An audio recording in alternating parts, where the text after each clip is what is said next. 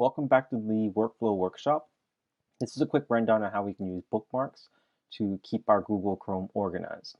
What you'll notice at the top here are three pinned tabs. So a pinned tab is something where I would right click, pin, and all of these would always stay at the top of my Chrome browser. So if I close it and I open it up again, they'll definitely stay there as well, and I don't have to bookmark them or do anything.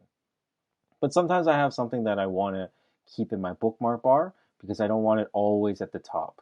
So for those things, we want to make sure that we bookmark them. So the first thing we're going to have to do is go to the Timbits, bookmarks, and make sure that we check off show bookmarks bar.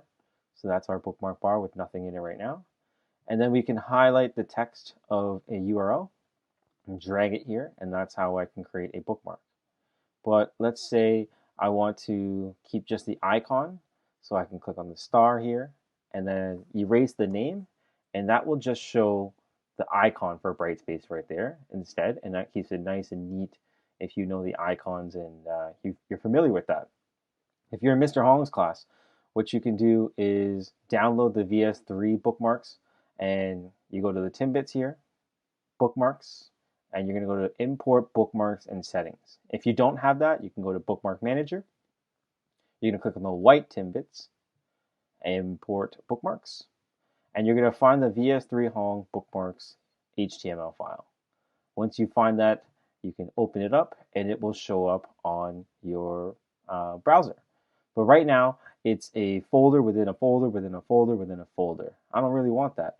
I want to go and find all of my things and access them right away.